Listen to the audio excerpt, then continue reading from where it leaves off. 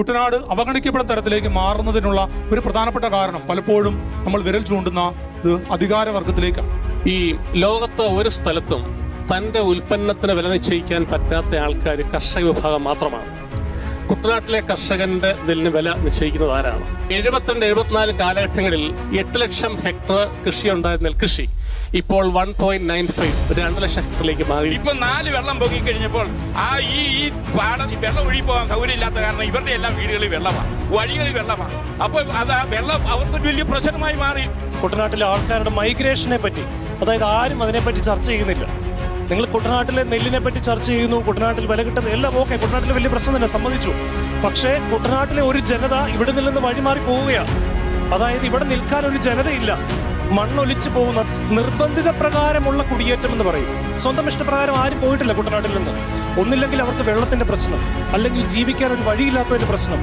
ഇങ്ങനെ പല പല കാരണങ്ങളാൽ കുട്ടനാട്ടിൽ നിന്ന് പോകുന്ന ഒരാൾക്കാരുണ്ട്.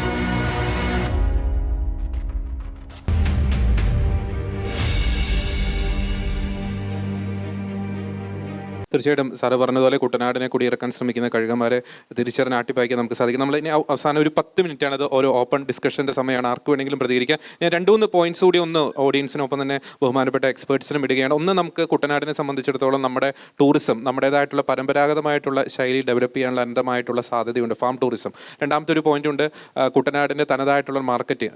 നമുക്കറിയാം കുട്ടനാടൻ താറാവ്, കുട്ടനാടൻ താറാവിൻ്റെ മുട്ട, ഒപ്പം കരിമീനൊപ്പം തന്നെ നെല്ല്, അതുമായി ബന്ധപ്പെട്ടൊരു സയൻറ്റിഫിക് ആയിട്ടുള്ള മാർക്കറ്റിംഗ് തലത്തിലേക്ക് നമുക്കത് കടക്കാൻ സാധിച്ചിട്ടുണ്ടോ, അതുമായി ബന്ധപ്പെട്ടുള്ള കാര്യങ്ങൾ. ഒപ്പം തന്നെ നമുക്കറിയാം താറാവ് പക്ഷിപ്പനി വന്നു കഴിയുമ്പോൾ നമ്മുടെ ഒരു പ്രദേശത്ത് പക്ഷിപ്പനി വന്നു കഴിഞ്ഞാൽ കൂട്ടത്തോടെ താറാവുകളെ കൊന്നെടുക്കുന്ന ഒരു സ്ഥിതിവിശേഷം. ഇവിടെ ഈ സദസ്സിൽ താറാവ് കൃഷിക്കാർ ആരെങ്കിലും ഉണ്ടെങ്കിൽ ആ ഒരു വിഷയം കൂടി പങ്കുവയ്ക്കാം. നമുക്കറിയാം ഒരു പേപ്പട്ടി ഒരു പ്രശ്നം ഉണ്ടായി കഴിഞ്ഞാൽ പേപ്പട്ടിയെ കൊല്ലാൻ പോലും ഒരു അവസരമില്ലാത്ത നാട്ടിലാണ് ഇത്തരത്തിലുള്ള സംഭവങ്ങളൊക്കെ നടക്കുന്നത്. അപ്പോൾ ആ വിഷയങ്ങൾ നിങ്ങൾക്ക് പരാമർശിക്കാം. ഒരു ഓപ്പൺ ഡിസ്കഷൻ്റെ സമയമാണ്, ആർക്കു വേണമെങ്കിലും പങ്കുവയ്ക്കാം, എക്സ്പേർട്സിന് പങ്കുവയ്ക്കാം, ഓഡിയൻസിന് പങ്കുവയ്ക്കാം. അവസാനത്തെ ഒരു 10 മിനിറ്റ് പ്രത്യേകിച്ച് ലേഡീസിനോട് വീണ്ടും അഭ്യർത്ഥിക്കുകയാണ്, നിങ്ങളുടെ സ്വരം ഇതുവരെ കേട്ടിട്ടില്ല, അതുകൊണ്ട് നിങ്ങളുടെ സൈഡിൽ 1-2 പേര് കൂടി ഈ അവസാന ഘട്ടത്തിൽ പ്രതികരിക്കണമെന്ന് അഭ്യർത്ഥിക്കുകയാണ്. ഇവിടെ പറയാത്ത ചില കാര്യങ്ങൾ പറയാൻ വേണ്ടിയാണ്. ഒന്ന്, 2 കൃഷി ചെയ്യാൻ എല്ലാവരും വെമ്പൽ കൊള്ളുന്നു. ആർക്കു വേണ്ടിയാ, എന്തിനു വേണ്ടിയാ? ഈ 2 കൃഷി സമ്പ്രദായം കുട്ടനാട്ടിൽ നിന്നും മാറ്റണം. ഒരു കാലത്ത് അരിക്ക് ഭയങ്കരമായ വില വന്നിരുന്ന കാലത്ത് ഈ നാടിനെ സംരക്ഷിക്കാൻ അത് ആവശ്യമായിരുന്നു. ഇന്ന് അതില്ല. ഒരു കൃഷിയും ഒരു മീനുമായിട്ട് ഈ കുട്ടനാട് മാറണം. ഒരു നെൽകൃഷിയും ഒരു മീൻ കൃഷിയും, അതിനെല്ലാം അവർ ഇച്ഛാശക്തിയോടെ ഇറങ്ങിത്തിരിക്കണം. 2, ഇവിടെ ഉൽപാദനത്തിന് മാന്യമായ വില തന്നാൽ മതി, ഒരു സബ്സിഡിയും വേണ്ട. ഇവിടുത്തെ 1965 മുതൽ 75 വരെയുള്ള കാലഘട്ടങ്ങൾ കർഷകരുടെ യശസ് കേരളത്തിൽ കുട്ടനാട്ടിൽ ഉണ്ടായിരുന്ന ഒരു കാലഘട്ടമാണ്. ആ കാലഘട്ടത്തിൽ നെല്ലിനുണ്ടായിരുന്ന വിലയും അതുപോലെ തന്നെ ആനുപാതികമായിട്ട് തൊഴിലിൻ്റെ വില, വളത്തിൻ്റെ വില, വിഷത്തിൻ്റെ വില, മനുഷ്യന് ഇടുന്ന ഡ്രസ്സിൻ്റെ വില, ആനുപാതികമായിട്ട് വില വർധനവ് നെല്ലിന് തന്നാൽ ആരുടെ സബ്സിഡി വേണ്ട, സർക്കാർ അത് പരിഗണിക്കണം. ആനുപാതികമായിട്ടുള്ള വില വർധന ഉൽപ്പന്നത്തിന് ഇതാ. ആരുടെയും തെണ്ടികളല്ല കർഷകർ, ആരുടെയും കൈനീട്ടി മേടിക്കേണ്ട, ഒരു സർക്കാരും തരണ്ട. ഞങ്ങളുടെ അധ്വാനത്തിൻ്റെ വില ഞങ്ങൾക്ക് തന്നാൽ മതി. മറ്റൊന്ന് പറഞ്ഞാൽ, ഈ ഒരു കൃഷി, ഒരു മീൻ കൃഷി, എക്കൽ ജലം നമ്മുടെ നിലത്തിലൂടെ കയറി ഇറങ്ങി പോകത്തക്ക വിധത്തിൽ 2ാം കൃഷി ഒഴിവാക്കിക്കൊണ്ട് മീൻ കൃഷിക്ക് ഇടുമ്പം ആ എക്കൽ ജലം കയറി ഇറങ്ങി പോകത്തക്ക രീതിയിൽ കൃഷിപ്പാടങ്ങൾ ക്രമപ്പെടുത്തണം. വളരെ ഭയങ്കരമായ നമുക്ക് 2018 നമുക്കത് കൃത്യമായി ബോധ്യപ്പെട്ടിട്ടുള്ളതാണ്. നമുക്ക് വളരെ കുറഞ്ഞ വിളവിൽ വളത്തിൻ്റെ വളമിട്ടാൽ നല്ല വില കിട്ടും, നല്ല വിളവ് കിട്ടും. പിന്നെ ഈ മണ്ണും ചെളിയും എടുക്കുന്ന കാര്യം, ഇത് സർക്കാരിൻ്റെ ഉത്തരവാദിത്വത്തിൽ നിന്ന്. സർക്കാർ നേരത്തെ ഇത് ആരുടെയും കുത്തകയല്ലായിരുന്നു. ജനം ആവശ്യത്തിനുള്ള കട്ടയെടുക്കും, മണ്ണ് വാരും, ഇത് നാട്ടിൽ ഉപയോഗിച്ചുകൊണ്ടിരുന്നു. അതുപോലെ തന്നെ സർക്കാർ ഇതിൻ്റെ മേലുള്ള നിയന്ത്രണം വിട്ടുകഴിഞ്ഞാൽ ആവശ്യത്തിന് മണ്ണും ചെളിയും നീക്കം ചെയ്യുന്നതിന് വലിയ പ്രയാസങ്ങളുണ്ടാവില്ല. മറുപടി പറഞ്ഞിട്ട് സാറിലേക്ക്. താറാവ് കർഷകരുടെ കാര്യം പറഞ്ഞാൽ 2014 1100 ചില്ലുവാനം താറാവ് കർഷക കുടുംബങ്ങളായിരുന്നു ഉണ്ടായിരുന്നത്. 2024 അവസാനമായപ്പോൾ അത് 105 കുടുംബങ്ങളായിട്ട് കുറഞ്ഞിട്ടുണ്ട്. ഇനിയും സാറ് പറഞ്ഞ മറ്റൊരു വിഷയം, ഒരു മത്സ്യം ഒരു നെല്ല് ഇത് ചെയ്യണമെന്നുണ്ടെങ്കിൽ കൃത്യമായ 5 മാസമോ അല്ലെ 5.5 മാസമോ കൊണ്ട് മത്സ്യകൃഷി പൂർണ്ണതയിലെത്തില്ല. അങ്ങനെ എത്തിക്കണമെന്നുണ്ടെങ്കിൽ അതിനു മുൻപ് ഒരു നേഴ്സറി സെറ്റപ്പ് ചെയ്യണം. ആ നേഴ്സറി സെറ്റപ്പ് ചെയ്യണമെന്നുണ്ടെങ്കിൽ നിലവിലുള്ള സാഹചര്യത്തിൽ ഏത് പാടശേഖരം പരിശോധിച്ചാലും അവിടെ ആ നേഴ്സറി സെറ്റപ്പ് ചെയ്യണമെന്നുണ്ടെങ്കിൽ KLU ആക്ട് മാറ്റം വരുത്തണം. എന്ന് പറഞ്ഞാൽ കേരള ലാൻഡ് യൂട്ടിലൈസേഷൻ ആക്റ്റിൽ പറഞ്ഞിരിക്കുന്നത് പോലെ രൂപമാറ്റം വരുത്താനായിട്ട് നിലവിലുള്ള സ്ഥിതിയിൽ അംഗീകാരം കിട്ടത്തില്ല. അങ്ങനെ വരുമ്പോൾ ഇതിനു വേണ്ടി ഈ നിയമത്തിൽ മാറ്റമുണ്ടാകണമെങ്കിൽ മാത്രമേ ഒരു നെല്ല് ഒരു മത്സ്യം പരിപാടി മുന്നോട്ടേക്ക് പോകത്തുള്ളൂ. അതിനേക്കാൾ അധികമായിട്ട് അനുയോജ്യമായ സ്ഥലങ്ങളിൽ നെൽകൃഷി 2 തവണ ചെയ്യുന്നതിൽ എന്താ കുഴപ്പം? ആ രീതിയിൽ ചിന്തിക്കാം. പറ്റുന്നിടത്ത് KLU ആക്റ്റിൽ മാറ്റം വരുത്തി, നിയമത്തിൽ മാറ്റം വരുത്തി അത് മത്സ്യകൃഷിക്ക് കൂടി അനുകൂലമാക്കണം. അതുപോലെ ആണ്ടിലാണ്ടിൽ വിരുന്നുകാരനായി എത്തുന്ന താറാവ് കർഷകർക്കെതിരെ വരുന്ന ഈ പക്ഷിപ്പനിക്ക് വേണ്ടി കൃത്യമായ പഠനം നാട്ടിലല്ല അന്താരാഷ്ട്ര തലത്തിലുള്ള ഏജൻസികൾ വഴി നടത്തണമെന്നൊരു അഭിപ്രായമുണ്ട്. വളരെ പെട്ടെന്ന്. എൻ്റെ പേര് ജോസി ഡൊമിനിക് എന്നാണ്. ഇൻഫാമിൻ്റെ ചങ്ങനാശ്ശേരി ജില്ലാ ജോയിൻറ്റ് സെക്രട്ടറിയാണ് ഞാൻ. നമ്മൾ ഇവിടെ ചർച്ച ചെയ്ത ഈ വിഷയങ്ങളെല്ലാം അവസാനം നമ്മളെ കൺക്ലൂഷനിലേക്ക് എത്തുമ്പോൾ വിരൽ ചൂണ്ടുന്നത് ഈ കേരളം ഭരിക്കുന്ന സർക്കാരുകളിലെ നോക്കിയാണ്. അവർ ഇച്ഛാശക്തിയോടെ ആർജവത്തോടെ നമ്മുടെ കുട്ടനാടിന് വേണ്ടി നടന്ന പഠനങ്ങൾ ഇന്ന് നമ്മൾ സെർച്ച് ചെയ്താൽ അറിയാം. സ്വാമിനാഥൻ കമ്മീഷൻ റിപ്പോർട്ട് ഉൾപ്പെടെ വിവിധ റിപ്പോർട്ടുകൾ പല വിഷയങ്ങൾ, കുട്ടനാടിൻ്റെ പാരിസ്ഥിതിക വിഷയങ്ങളും അല്ലാത്ത വിഷയങ്ങളുമൊക്കെ പഠിച്ച് റിപ്പോർട്ട് നൽകിയിട്ടുണ്ട്. ഇത് പ്രാവർത്തികമാക്കുന്നില്ല. അപ്പോൾ ഈ ചോദ്യങ്ങളെല്ലാം ചെന്നെത്തുന്നത് ഈ സർക്കാരിന് നേരെയാണ്. ഇച്ഛാശക്തിയോടെ ആർജവത്തോടു കൂടി നിങ്ങൾ കുട്ടനാടിന് വേണ്ടി കാര്യങ്ങൾ നടപ്പാക്കണം ഈ റിപ്പോർട്ടിന് പ്രകാരം. അതാണ് പ്രധാന ഘടകം. പിന്നെ കുട്ടനാട്ടിലെ കർഷകർ ഇന്ന് ഇവിടെ ചമ്പക്കുളം പാടശേഖരം തന്നെ എടുത്താൽ അറിയാം. അവർ ഉൽപ്പാദിപ്പിക്കപ്പെടുന്ന നെല്ലിൻ്റെ ഒരു പ്രാവശ്യത്തെ വില തന്നെ 92 കോടി എടുത്ത ചമ്പക്കുളം പാടശേഖരത്തിന് തന്നെ അവരുടെ ഉൽപ്പാദനത്തിന് നെല്ലിന് കിട്ടുന്ന വില 92 കോടിക്ക് മുകളിലുണ്ട്. അതുപോലെ തന്നെ ഈ കുട്ടനാട്ടിലെ പാടശേഖരം മൊത്തം എത്ര കോടി രൂപയുടെ ഇവിടെ ഉൽപ്പാദനം നടത്തുന്നു. ഇവിടെ കർഷകന് വേണ്ടി ഇവരൊന്നും ചെയ്യുന്നില്ല. ഇവരിൽ നിന്ന് നേടിയെടുക്കുന്നതല്ലാതെ ഇവരെ ഒരുമിച്ച് നിർത്താനോ അല്ലെങ്കിൽ ഇവരുടെ പ്രശ്നങ്ങൾ പരിഹരിക്കാനോ ഇവിടുത്തെ ഗവൺമെൻറ് ഇടപെടുന്നില്ല. അവരുടെ ഗവൺമെന്റിന്റെ നേരെയാണ് ഈ വിരൽ ചൂണ്ടുന്നത്. ആർജവത്തോടെ ഇവിടുത്തെ ഗവൺമെന്റ് പ്രതികരിക്കണം. ഇനി കുട്ടനാട്ടിലെ ജനങ്ങൾ അത് കണ്ടു വേണം ഇനി ആരിവിടെ ഭരിക്കണം, ആര് തെരഞ്ഞെടുക്കണം എന്ന് ചിന്തിക്കേണ്ടത്. പിന്നെ കുട്ടനാടിനെ അവസാനമായി പറയുകയാണ്, കുട്ടനാടിനെ ഏതെങ്കിലും കോർപ്പറേറ്റുകൾക്ക് തീരെഴുതാൻ നിങ്ങൾ ആരെങ്കിലും നിന്ന് അച്ചാരം മേടിച്ചിട്ടുണ്ടെങ്കിൽ അത് തിരിച്ചു കൊടുത്തോ എന്ന് മാത്രം കൂടി പറയുകയാണ്. കുട്ടനാട്ടിലെ ഒരു ചെറിയ കർഷകൻ എന്ന നിലയിൽ കൂടി ഞാൻ ആവശ്യപ്പെടുകയാണ്. ആരെങ്കിലും കയ്യിൽ നിന്ന് അച്ചാരം നിങ്ങൾ മേടിച്ചിട്ടുണ്ടെങ്കിൽ അത് തിരിച്ചു കൊടുത്തു. ഒരു കോർപ്പറേറ്റുകൾക്കും കുട്ടനാടിനെ ഞങ്ങൾ വിട്ടുകൊടുക്കില്ലെന്ന് തന്നെയാണ് ഞങ്ങൾക്ക് പറയാനുള്ളത്. സ്ത്രീകൾക്ക് ആർക്കെങ്കിലും? എൻ്റെ പേര് ജിജി. ഞാൻ കൊണ്ടാക്കൽ ഇടവകയാണ്. ഇന്നത്തെ കാലത്ത് കൃഷി ചെയ്താൽ നമുക്ക് അതുകൊണ്ട് ഒരു പ്രയോജനം ഉണ്ടാകുന്നില്ല. അത് കാരണത്താൽ അതുകൊണ്ടൊരു ഭയമാണ്. ഓക്കെ, ഞാൻ ചോദിക്കുന്നത് വെച്ചാൽ ഇപ്പം കർഷക കുടുംബത്തിൽ നിന്നാണ് താങ്കൾ വരുന്നതെന്ന് മനസ്സിലാക്കുന്നു. അപ്പോൾ നിങ്ങളെ അതിൻ്റെ ഒരു അടിസ്ഥാനത്തിൽ നിങ്ങളുടെ മക്കളുടെ ഭാവിയെക്കുറിച്ച് ഒരു ഭയം ഉള്ളിലുണ്ടോ? എങ്ങനെയാവും കാര്യങ്ങൾ, കുടുംബത്തിൻ്റെ കാര്യങ്ങൾ എങ്ങനെയാവും എന്നതിനെക്കുറിച്ചൊക്കെ ഒരു ഭയം ഉള്ളിലുണ്ടോ? ഉണ്ടാവും, ഉണ്ട്. ഓക്കെ, ഞാൻ ചോദിക്കുന്നത്, നിങ്ങൾ കുടുംബത്തിൽ നേരിടുന്ന വലിയൊരു ക്രൈസിസ് ഉണ്ടല്ലോ. അപ്പം രാവിലെ മുതൽ വൈകിട്ട് വരെ കഷ്ടപ്പെട്ട് കുടുംബനാഥൻ പാടത്ത് പണിയെടുക്കുന്നു, പോക്കറ്റിൽ നിന്ന് കൈയെടുത്തിട്ട് കേരളത്തെ അന്നമൂട്ടുന്ന ഒരു ഗതികേട്ടിലാണ് കുട്ടനാട്ടിലെ കർഷകർ. അത് കണ്ടുകൊണ്ട് നിൽക്കുമ്പോൾ നിങ്ങളുടെ മനസ്സിൽ വരുന്നൊരു മാനസികമായിട്ടുള്ളൊരു വിഷമം ഉണ്ടല്ലോ, അതൊന്ന് പ്രേക്ഷകർക്കായിട്ടൊന്ന് പങ്കുവയ്ക്കും. എൻ്റെ വ്യക്തിപരമായ അഭിപ്രായം പറയുകയാണെന്നുണ്ടെങ്കിൽ ഈ കർഷകർ ഇനി മുന്നോട്ട് പോകണമെന്നുണ്ടെങ്കിൽ അവർക്ക് ആകർഷകമായ സബ്സിഡികൾ നൽകണം. അതായത് വളത്തിനും വിത്തിനും ഒക്കെ. വിത്തിനിപ്പോൾ നമ്മൾ വില കൊടുത്ത് മേടിക്കുന്നു, ആദ്യം ഒന്ന് വാങ്ങിക്കും, പിന്നീട് അത് കേടാകുമ്പോൾ വീണ്ടും വാങ്ങിക്കുന്നു. അങ്ങനെ പല പല പ്രതിസന്ധികളുണ്ട്. അപ്പോഴത്തേക്ക് വിത്ത് നമുക്ക് ഫ്രീ ആയി തരിക, അതുപോലെ തന്നെ നമുക്ക് വളം അതുപോലെ മറ്റ് സാധനങ്ങളൊക്കെ സബ്സിഡി തരിക, എന്നാലും നമുക്ക് മുന്നോട്ട് ചെയ്യാൻ സാധിക്കുകയുള്ളൂ. പണ്ട് കേട്ടിട്ടുണ്ട്, ഇപ്പോൾ ഈ വെള്ളപ്പൊക്കമൊക്കെ കുട്ടനാട് ആസ്വദിച്ചിരുന്ന ഒരു കാലഘട്ടമുണ്ട്. പക്ഷേ ഇപ്പോൾ വെള്ളപ്പൊക്കം എന്ന് കേൾക്കുമ്പോൾ മനസ്സിൽ ഭയമുണ്ട്, പ്രത്യേകിച്ച് 2018 ഒരു പ്രളയമൊക്കെ കഴിഞ്ഞപ്പോൾ. ഒരു വെള്ളപ്പൊക്കത്തെ പേടിയൊന്നുമില്ല. ഓക്കെ, ഞാൻ ബിജു വെല്ലികളം, പടഹാര ഇടവക്കാരനാണ്. എനിക്ക് പറയാനുള്ളത്, നമ്മുടെ കുട്ടനാടിൻ്റെ ഒരു നാച്ചുറൽ റിസോഴ്സ് വാട്ടറാണെന്ന് പലരും പറഞ്ഞു. പക്ഷെ അതെങ്ങനെയാണ് നമ്മൾ മാനേജ് ചെയ്യുന്നത്? വാട്ടർ ഒത്തിരി ഉണ്ട്. പണ്ട് ഞാനൊരു 2-3 വർഷം മുമ്പ് എൻ്റെ മകനെ കാനഡയ്ക്ക് സ്റ്റഡീസിനായിട്ട് ജസ്റ്റ് ഒരു ഇൻ്റർവ്യൂ അറ്റൻഡ് ചെയ്തു. അപ്പോൾ അവർ പറഞ്ഞത് കാനഡയുടെ ഏറ്റവും വലിയ റിസോഴ്സ് വാട്ടറാണെന്ന് പറഞ്ഞു. ഞാൻ പറഞ്ഞു, വാട്ടർ കൊണ്ട് നിങ്ങൾ എന്ത് ചെയ്യുന്നു? ജസ്റ്റ് ഒരു ഫ്ലൂക്കായിരുന്നു, ഒത്തിരി വാട്ടർ, ലോകത്തിലെ ഏറ്റവും കൂടുതൽ വാട്ടർ റിസോഴ്സ് ഉള്ള രാജ്യം കാനഡയാണ്. പക്ഷേ അത് എന്തുകൊണ്ട് അങ്ങനെ ചെയ്തിട്ടുള്ള കാര്യമുള്ളൂ. അതുപോലെ തന്നെ നമ്മുടെ ഒരു ബേർഡനാണ് ആക്ച്വലി വെള്ളം. പണ്ട് 10-15 വർഷം മുമ്പേ ഡച്ച് വാട്ടർ ബാലൻസ് സ്റ്റഡിയൊക്കെ നടന്ന് ഞാൻ കണ്ടിട്ടുണ്ട്. വലിയ സ്പീഡ് വാട്ടർ നടന്ന് കോടികൾ പൊടിച്ചു. എൻ്റെ റിപ്പോർട്ട് എവിടെയാണെന്നൊന്നും നമുക്കറിയത്തില്ല. എന്തുകൊണ്ടാണ് കുട്ടനാടുകാരന് എന്ത് പ്രയോജനം ഉണ്ടായെന്നും ഇപ്പോഴും അറിയില്ല.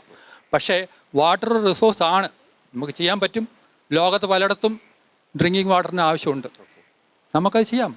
നമ്മുടെ നാട്ടുകാർക്ക് എന്തുകൊണ്ട് ചെയ്തുകൂടാ? നമ്മൾ ഗവൺമെന്റിനെ നോക്കിക്കൊണ്ടിരിക്കുക ചെയ്യുക, എന്തുകൊണ്ട് നമുക്ക് തന്നെ ചെയ്തുകൂടാ? ചെറിയ MSM ഇപ്പൊ സാർ പറയുന്നു പല പല ഫണ്ടുകളുണ്ട്, ഇതിനൊന്ന് കോർഡിനേറ്റ് ചെയ്താൽ പലർക്കും ഒന്ന് സ്റ്റാർട്ടിങ് ട്രബിളേ ഉള്ളൂ. പലരെ ഒന്ന് സ്റ്റാർട്ട് ചെയ്ത് കൊടുത്താൽ പടപടാന്ന് എന്റർപ്രൈസസ് ഉണ്ടാവും. അത് വാട്ടറിന്റെ ആണെങ്കിലും നമ്മുടെ ഇവിടെ ഉണ്ടാകുന്ന പല പല റിസോഴ്സസ് ഉണ്ടല്ലോ, അതിനെല്ലാം ഒന്ന് ഫിനിഷ്ഡ് പ്രൊഡക്റ്റ് ആയിട്ട് വിൽക്കുക, ഇന്റർനാഷണലി വിൽക്കാം. ഇപ്പം തന്നെ താരിഫ് വാർ നടന്നുകൊണ്ടിരിക്കുക പലതും. അപ്പൊ ഇന്ന് ഞാൻ പേപ്പർ വായിച്ചപ്പോഴാണ് കണ്ടത് പലരും പ്രശ്നങ്ങളാണ്. പക്ഷെ നമ്മുടെ നാട്ടിൽ നിന്നുള്ള സാധനങ്ങൾ US കയറി പോകുന്നുണ്ട്. അവരെ സപ്പോർട്ട് ചെയ്യാനായിട്ട് ഇപ്പം ഫണ്ടിങ്ങിന് വേണ്ടി നടന്നുകൊണ്ടിരിക്കുക. അവിടെ പണിയെടുക്കുന്ന തൊഴിലാളികളെ സപ്പോർട്ട് ചെയ്യാൻ എന്തൊക്കെ അല്ലിട്ടുണ്ട്. എന്തുകൊണ്ട് ഇത്രയും വലിയ റിസോഴ്സസ് ഉണ്ടാക്കിയെടുക്കുന്ന ആൾക്കാരെ സപ്പോർട്ട് ചെയ്യാൻ ഇതുവരെ ആരും കെയർ ചെയ്യുന്നില്ലെന്നുള്ള ഇതൊക്കെ ഒത്തിരി കാര്യങ്ങളുണ്ട്. നമ്മുടെ ഒരു ഏജൻസി വന്നു കഴിഞ്ഞാൽ ഇത്. പിന്നെ വേറെ ഒരു കാര്യം, നമ്മുടെ റിസോഴ്സ് എന്ന് പറയുന്നത് കുട്ടനാടിൻ്റെ ഏറ്റവും വലിയ റിസോഴ്സാണ് നമ്മുടെ സ്ലിറ്റ് എന്ന് പറയുന്നത്. നമ്മൾ എത്ര ടൺ കണക്കിന് സ്ലിറ്റ് എവറി ഇയർ കടലിൽ പോയിക്കൊണ്ടിരിക്കുക. ഇതിനെയൊക്കെ ഒന്ന് റിക്ലെയിം ചെയ്ത് കംപ്രസ് ചെയ്താൽ അത് എന്താ പറയുക, നാച്ചുറൽ മനുവറായിട്ടും അല്ലെങ്കിൽ നമ്മുടെ ഗ്രൗണ്ട് ലെവലിൽ പൊക്കാനായിട്ടും. വാട്ടർ ലെവലിൽ ഗ്രൗണ്ട് ലെവലിൽ പൊങ്ങിയാൽ തന്നെ നമുക്ക് ഇവിടെ ചെയ്യാം. ഗ്രൗണ്ട് താഴ്ന്നതനുസരിച്ച് ഗ്രൗണ്ട് ആഴം കൂട്ടുന്നതിന് പകരം ഗ്രൗണ്ട് പൊക്കിയാലും മതി. അതിനുള്ള സാധനം മണ്ണിൽ കിടപ്പുണ്ട്. അതിനുള്ള വലിയ മെക്കനൈസേഷൻഡ് ആയിട്ടുള്ള മെഷീൻസ് ഉണ്ട്. നമുക്കത് വെറുതെ സക്ക് ചെയ്തെടുത്ത് ഡീവാട്ടർ ചെയ്ത് കംപ്രസ് ചെയ്താൽ അത് നമ്മുടെ ഗ്രൗണ്ടിൽ ഉപയോഗിക്കാം. ഇങ്ങനെ എത്രയോ സാധ്യതകൾ. അതിന് ഗവൺമെന്റ് ഏജൻസിന് പോകണ്ട. നമ്മുടെ അച്ഛനെ പോലുള്ള ഇപ്പോഴത്തെ നമ്മുടെ ക്രിസ്റ്റിനെ പോലുള്ള ഏജൻസികൾ ജസ്റ്റ് സ്റ്റാർട്ട് ചെയ്താൽ പടപടാന്ന് ഇവിടെ എന്റർപ്രൈസ് ഉണ്ട്. ഒത്തിരി ആൾക്കാർ, ഒത്തിരി ചെറുപ്പക്കാർ പല യൂറോപ്യൻ രാജ്യങ്ങളും പോയി വെറുതെ പട്ടിപ്പണി ചെയ്തുകൊണ്ടിരിക്കുക. എന്തുകൊണ്ട് നമ്മുടെ നാടിന് വേണ്ടിയിട്ട് ചെയ്തുകൂടാ? അവർക്കൊക്കെ പല ഇപ്പൊ അദ്ദേഹത്തിന്റെ സംസാരത്തിൽ നിന്ന് മനസ്സിലായി, ഒരു കുട്ടനാട്ടുകാരനാണ്. എനിക്ക് അഭിമാനം തോന്നി. അദ്ദേഹം ചെന്നുപെടാത്ത കാര്യം അവരനുഭവിക്കുന്ന ആഗണിയെ കുറിച്ചാ. അങ്ങോട്ടും ഇങ്ങോട്ടും വർത്താനം പറയാ. അതൊക്കെ എനിക്ക് ഒരു പക്ഷേ ഇതൊക്കെ ആരായിരിക്കും ഇതൊക്കെ യൂട്ടിലൈസ് ചെയ്യുന്നത്? പല വലിയ മൾട്ടിനാഷണൽ ഹോസ്പിറ്റൽസ് ആയിരിക്കും ഇതൊക്കെ യൂട്ടിലൈസ് ചെയ്യുന്നത്, ഈ ഒരു ഫണ്ടിങ്. അതുകൊണ്ട് നമ്മളിൽ നിന്ന് സ്റ്റാർട്ട് ചെയ്യാം. നമ്മുടെ ചെറുപ്പക്കാരെ പുതിയ എന്റർപ്രൈസസിലേക്ക് ഇറക്കാൻ ആദ്യമായിട്ട് നമുക്ക് തന്നെ ഗവൺമെന്റ് ഒക്കെ പോയിട്ട് വരട്ടെ, കൂടെ വരും. നമ്മൾ ഇറങ്ങിയാൽ നമ്മുടെ കൂടെ ആൾക്കാർ വരും, അല്ലേ? ശരിയല്ലേ? ഞാൻ സമയപരിമിതിയാണ്. അവസാനം എനിക്ക് അച്ഛനിലേക്കും വർഗീസ് സാറിലേക്കും പോയിട്ട് ഒന്ന് കൺക്ലൂഡ് ചെയ്യണം. എന്റെ പേര് പറഞ്ഞില്ലായിരുന്നു. എൻ്റെ പേര് ടോമിച്ചൻ മേപ്പറത്ത്.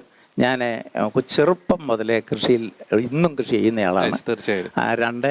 ഞാൻ ചങ്ങനാശ്ശേരി അതിരൂപതയുടെ പ്രവാസി അപ്പസ്തോലറ്റിന് വേണ്ടിയിട്ട് കുറേ സ്ഥലം തേവലക്കര പോയി കൃഷി ചെയ്തിരുന്ന. അവിടെ 45 കൊല്ലമായിട്ട് തരിച്ചു കിടന്ന സ്ഥലം ആർച്ച് ബിഷപ്പിന്റെ താല്പര്യപ്രകാരം പോയി എടുത്ത് കൃഷി ചെയ്ത് അത് കതിര് വന്ന അവസരത്തിൽ സ്കൂളിൽ നിന്ന് പിള്ളേരെയും കൊണ്ടുവന്നു അധ്യാപകര്. അവര് നെല്ലിന്റെ കതിരെടുത്ത് കൈവച്ചിട്ട് പറഞ്ഞു, ഇതാ നെല്ല്.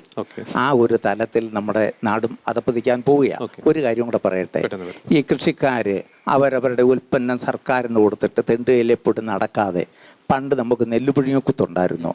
10 കിൻഡൽ വീതമുള്ള മെക്കനൈസ്ഡ് മില്ലുകൾക്ക് ആരെങ്കിലും അതിന് നേതൃത്വം കൊടുത്തു വന്നാൽ അരിയായിട്ട് നമ്മുടെ പ്രൊഡക്റ്റ് കൊടുത്ത് നമുക്ക് കാശ് മേടിക്കാം. വളരെ നല്ല. നമുക്ക് 5 മിനിറ്റ് ഉള്ളൂ. വളരെ പെട്ടെന്ന്. ഞാൻ സേവിച്ചൻ ഇൻഫാമിൻ്റെ ചങ്ങനാശ്ശേരി ജില്ലാ പ്രസിഡന്റാണ്. ഇതുവരെ ആരും പറഞ്ഞിട്ടില്ലാത്ത ഒരു വിഷയം, അതായത് നമ്മുടെ കുട്ടനാട്ടിനെ ഭംഗിയാക്കാൻ വേണ്ടി ഒരു കാര്യം ചെയ്യാവുന്ന നമ്മുടെ കുളവാഴയെ മാറ്റാവുന്നതാണ്. നമ്മുടെ കുളവാഴ 1000 കിലോ കുളവാഴയിൽ നിന്ന് ഏതാണ്ട് 30 ലിറ്റർ ഈതയിൽ ആൾക്കോളം ഉണ്ടാക്കാൻ പറ്റും. പക്ഷേ ഇത് നമ്മുടെ ആൾക്കാർക്ക് ഇത് വാരി ഉണക്കി അത് ഗവൺമെൻറ് അല്ലെങ്കിൽ ഞങ്ങൾ ക്രിസ് പ്രോജക്റ്റ് കൊടുത്തിരിക്കുകയാണ്, സെൻട്രൽ ഗവൺമെൻറ് കൊടുത്തിട്ടുണ്ട്. പക്ഷേ സ്വീകരിക്കണമെങ്കിൽ ഗവൺമെൻറ് തയ്യാറാകണം. അപ്പോൾ ഇങ്ങനെയുള്ള കാര്യങ്ങളും കൂടെയൊക്കെ നമുക്ക് ചെയ്യാൻ പറ്റുന്നതാണ്. നമ്മുടെ ഒരു ചേച്ചിയോട് നിർബന്ധം സഹിക്കാൻ വയ്യാതെ ചേച്ചി ഒരു മറുപടി പറഞ്ഞു. അപ്പോൾ അത് കേട്ടപ്പോൾ ഞാനൊക്കെ ഭാഗ്യവാനാണെന്ന് ഞാൻ ചിന്തിക്കുകയായിരുന്നു. കാരണം 10-15-18 വർഷം മുമ്പ് ഞാൻ കല്യാണം കഴിച്ചത് ഭാഗ്യമായി. ഇല്ലെങ്കിൽ പെണ്ണ് കിട്ടാതിരുന്നതിന്. അത് ചേച്ചി പറഞ്ഞത് 100% സത്യമാണ്. ഇവിടെ ഇത്രയും ആളുകൾ ഇരിപ്പുണ്ട്. 50 വയസ്സിൽ താഴെയുള്ള എത്ര പേര് ഈ കൃഷിയുമായി ബന്ധപ്പെട്ട് ഇവിടെ ഇരിക്കുന്നുണ്ട്? കൃഷി മേഖല അല്ലെങ്കിൽ കൃഷിയുടെ തറവാടെന്ന് പറയുന്ന കുട്ടനാട്, നെല്ലറയെന്ന് പറയുന്ന കുട്ടനാട്ടിൽ കൃഷി ചെയ്യാൻ 50 വയസ്സിൽ താഴെയുള്ളവരില്ല എന്ന് പറഞ്ഞാൽ അന്യം നിന്ന് പോകുന്നു എന്നുള്ളതിൻ്റെ ഏറ്റവും വലിയ സൂചനയാണ്. പാട്ട കൃഷിക്കാർ വലിയ തോതിലുള്ള ഒരു പ്രദേശമാണ് കുട്ടനാട്. സ്വന്തമായിട്ടുള്ള ആളുകൾ സ്വന്തം നിലം പാട്ടത്തിന് കൊടുത്തേക്കുക. പാട്ടം 25,000 രൂപ മുതൽ 30,000, 35,000 രൂപ വരെയാണ്. ഒരു വർഷം ഒരേക്കർ അല്ല, ഒരു തവണ ഒരേക്കർ കൃഷി ചെയ്യണമെങ്കിൽ കൃഷി ചെലവ് 35,000 രൂപ. അപ്പോൾ 35,000, 25,000 കൂട്ടിൽ എത്ര രൂപയായി? 60ആയി. ഒരേക്കറിൽ ന്യായമായി നല്ല വിളവെന്ന് പറഞ്ഞ് ലഭിക്കുന്നത് നമുക്ക് എത്ര ആയിരിക്കും? 2-2.5. 1 കിൻഡൽ നെല്ലിന് 2,800. 20 കിൻഡൽ നെല്ല് കിട്ടിയാൽ എത്ര രൂപ കിട്ടുന്നുണ്ട് സാറേ? 56,000. ചിലവ് എത്ര സാറേ? 60,000. ഈ ജോലി ആര് ചെയ്യും സാറേ? ആരും ചെയ്യില്ല. ഇതൊരു വലിയൊരു പ്രശ്നമാണ്. നമ്മളിവിടെ എല്ലാവരും പല കാര്യങ്ങളെക്കുറിച്ച് പറഞ്ഞു, കൃഷിയെക്കുറിച്ച് എല്ലാം പറഞ്ഞു. ചൈന പോലെയുള്ള രാജ്യങ്ങൾ 1 ഹെക്ടറിന് 15 ടൺ നെല്ലുൽപ്പാദിപ്പിക്കുന്ന നെൽവിത്തിനങ്ങൾ വികസിപ്പിച്ചിരിക്കുന്നു. നമ്മളിവിടെ സംസാരിക്കുന്നത് ഇന്ത്യയിൽ 5 ടൺ 1 ഹെക്ടറിന് കിട്ടുന്ന കാര്യങ്ങളെക്കുറിച്ചാണ് പറയുന്നത്. 5 ടൺ കിട്ടുന്നത് 10 ടണ്ണിലേക്ക് ആക്കാൻ വേണ്ടുന്ന പരിശ്രമങ്ങളൊന്നും ഇവിടെ നടക്കുന്നില്ല. ഇത് നടക്കാതെ കൃഷിക്കാരൻ എങ്ങനെ ഈ മേഖലയിൽ തുടരുമെന്നാണ് ഈ പറയുന്ന അഭിപ്രായത്തിലൂടെ നമുക്ക് മനസ്സിലാക്കാൻ പറ്റുന്നത്. അതുകൊണ്ട് കാലാനുസൃതമായ രീതിയിൽ അത്യുൽപാദന ശേഷിയുള്ള വിത്തിനങ്ങൾ വികസിപ്പിച്ച് ചിലവ് കുറഞ്ഞ കൃഷിരീതി വികസിപ്പിക്കുക എന്നുള്ള ഒരു നിലപാടിലേക്ക് എത്തണമെന്നുള്ള മാത്രമാണ് എൻ്റെ അഭിപ്രായം. ഓക്കെ, ഞാൻ സോജനച്ചൻ ഒന്ന് ക്ഷണിക്കുകയാണ്. ബഹുമാനപ്പെട്ട സോജനച്ചൻ സംസാരിച്ചില്ലായിരുന്നു. സോജനച്ചനെ കൂടെ ഒന്ന് ക്ഷണിക്കുന്നു. കാരണം നമുക്ക് ഇടവകപ്പള്ളിയിലെ വികാരി അച്ഛനാണ്. അച്ഛൻ ഒന്നു നമ്മൾ ഈ വിഷയമായിട്ട് ബന്ധപ്പെട്ട് അച്ഛൻ്റെ ഒരു അഭിപ്രായം ചുരുങ്ങി വാക്കുക.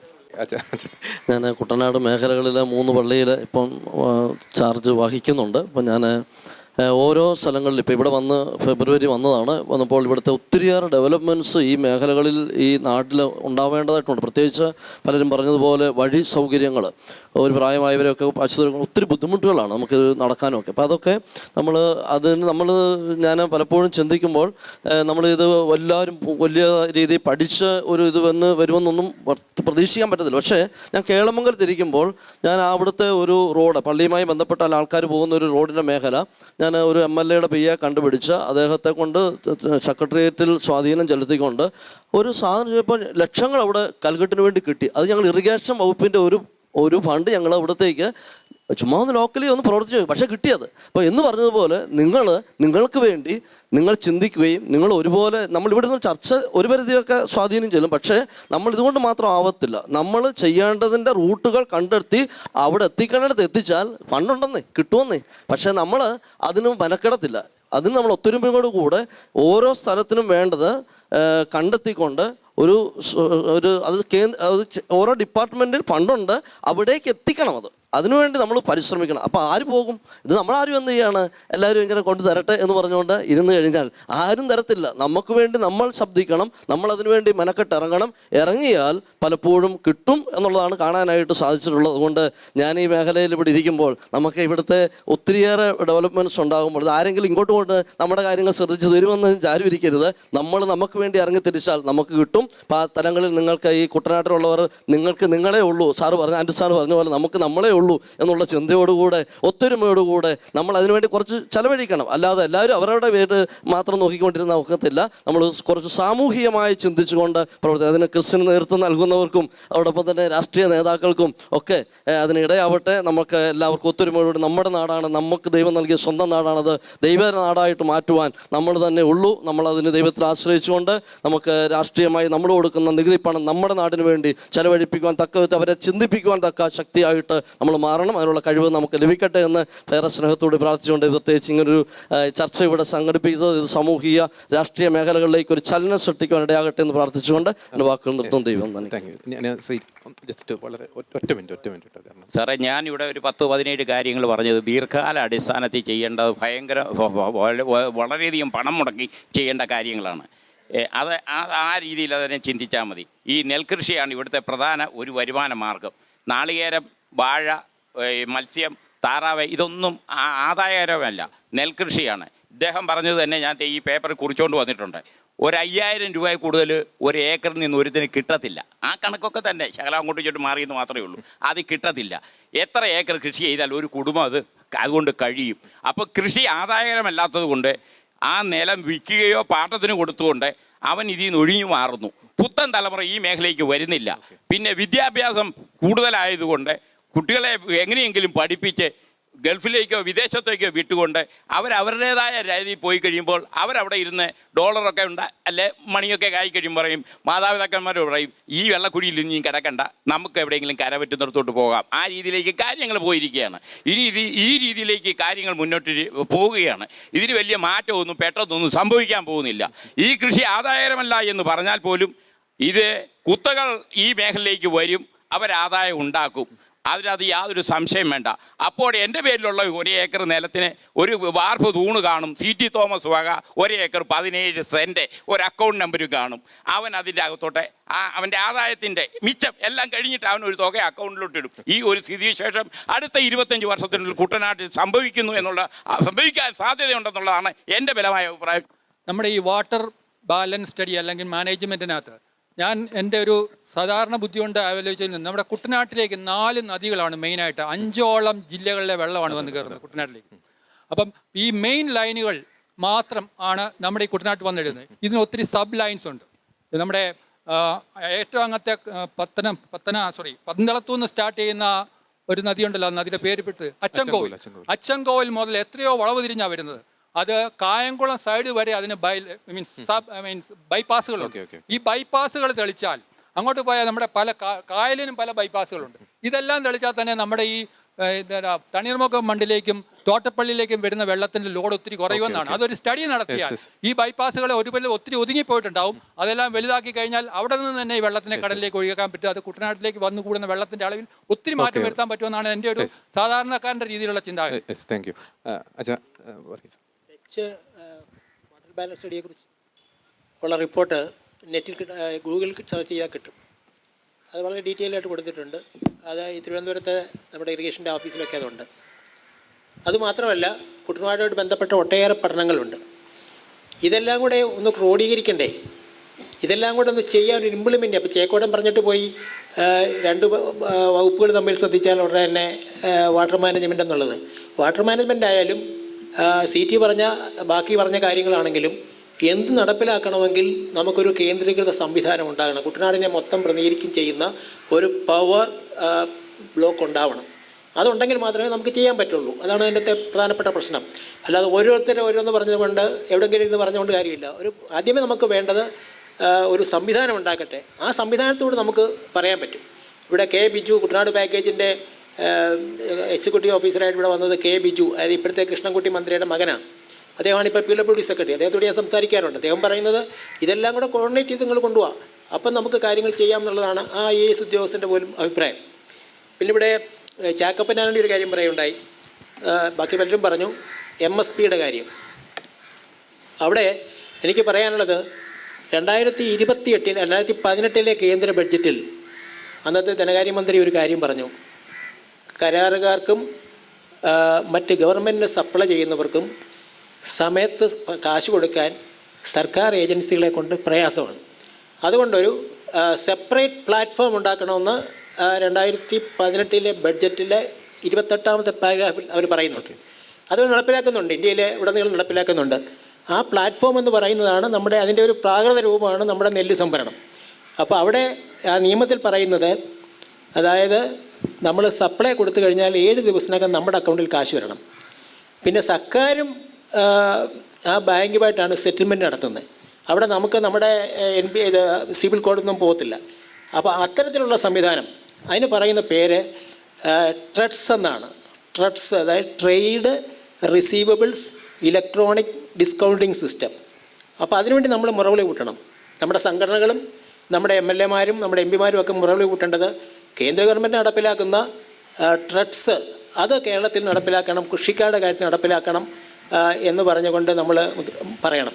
അതല്ലാതെ നമ്മളിങ്ങനെ മറ്റു കാര്യം പറഞ്ഞിട്ട് കാര്യമില്ല. കാര്യം കേന്ദ്ര ഗവൺമെൻറ് കൊടുക്കുന്നെങ്കിൽ പിന്നെ കേന്ദ്ര ഗവൺമെൻറ് പണമാണ് ഇവിടെ കൊടുക്കുന്നതിൽ കൂടുതലും. അത് തീർച്ചയായിട്ടും ട്രഡ്സിലൂടെ നമുക്ക് കിട്ടുകയാണെങ്കിൽ നമുക്ക് യാതൊരു ബാധ്യത ഉണ്ടാകത്തില്ല. അത് നമ്മുടെ ഒരു ആവശ്യമായിട്ട് വെക്കണം. പിന്നെ ഫ്ലഡ് മാനേജ്മെൻറ്റിനെ കുറിച്ച് പറയുമ്പോൾ അതിൻ്റെ ഭാഗമായിട്ടാണ് നമുക്ക് പല കാര്യങ്ങൾ കൂട്ടിച്ചേർക്കുമ്പോഴാണ് ഫ്ലഡ് മാനേജ്മെൻറ്റ് വരുന്നത്. അതിലെ ഇപ്പം പലരും നെതർലൻഡിൽ പോയിട്ടുണ്ടെങ്കിലും അവിടെ നമുക്ക് വേണ്ടാത്ത കാര്യങ്ങൾ അവർ കണ്ടെന്ന് പറയുന്നത്. അവിടെ ഏറ്റവും പ്രധാനമായിട്ടുള്ളത് 50ഓളം കിലോമീറ്റർ ദൂരത്തിൽ ബണ്ടിൽ ഇടവിട്ട് ആയിരക്കണക്കിന് പമ്പുകൾ അവിടെ ഓപ്പറേറ്റ് ചെയ്യുന്നുണ്ട്. ആ പമ്പിൻ്റെ പേരുണ്ട്, ആർക്കമിഡി സ്ക്രൂ എന്നാണ് അതിൻ്റെ പേര്. അത് ആർക്കും ഒളിച്ചു വെക്കാൻ പറ്റുന്ന കാര്യമല്ല. അവിടുത്തെ വാട്ടർ മാനേജ്മെൻറ്റ്, ഇവിടെ നമുക്ക് 1.5 മീറ്റർ താഴ്ചയാണ് നമ്മൾ കൃഷി ചെയ്യുന്നതെങ്കിൽ അവിടെ 7 മീറ്റർ വരെ താഴ്ചയെ കൃഷി ചെയ്യുന്നുണ്ട്. അവിടെ കണ്ട കാര്യങ്ങളൊക്കെ ഇവിടെ പറയുകയാണെങ്കിൽ ഇവിടുത്തെ പ്രശ്നം തീരും. ഇവിടെ KLU ഓർഡർ കൊണ്ട് നമ്മളെ തളച്ചിട്ടിരിക്കുകയാണ്. പക്ഷേ അവിടെ പുല്ല് കൃഷിക്ക് പോലും സാങ്ഷനുണ്ട്. 7 മീറ്റർ വരെ താഴ്ചയിലാണ് അവിടെ കൃഷി ചെയ്യുന്നതെങ്കിൽ പോലും അവർക്ക് ഇഷ്ടമുള്ള കൃഷി ചെയ്യാം. ലോകത്ത് ഒരിടത്തും ഇല്ല നിങ്ങൾ ഇന്ന കൃഷി ചെയ്യാവൂ എന്ന് പറയുന്ന ഒരു സംവിധാനമില്ല. അതൊക്കെ മാറുമ്പോൾ വിജയിക്കും. പിന്നെ ഇൻ്റഗ്രേറ്റഡ് ഫാമിങ്ങും ടൂറിസവും ഒക്കെ നമ്മുടെ അടുത്ത കാര്യങ്ങളാണ്. അതായത് ഈ പറയുന്ന നെൽകൃഷി അങ്ങില്ലാതെ അന്യം നിന്ന് പോകാൻ പോകുന്നില്ല. അപ്പോൾ നമ്മുടെ എല്ലാ മക്കളും എല്ലാവരും ഈ നെൽകൃഷി ചെയ്യണമെന്നില്ല. പക്ഷേ കൂടുതൽ ഏക്കറേജ് സമാഹരിച്ച് വിലയ്ക്കോ പാട്ടത്തിനോ എടുത്ത് ചെയ്യാൻ കഴിയുന്ന ആളുകൾ ഈ ഫീൽഡിൽ വരണം. ആധുനിക സംവിധാനങ്ങൾ നമ്മൾ ഉപയോഗിക്കണം, ആധുനിക ടെക്നോളജികൾ നമ്മൾ ഉപയോഗിക്കണം.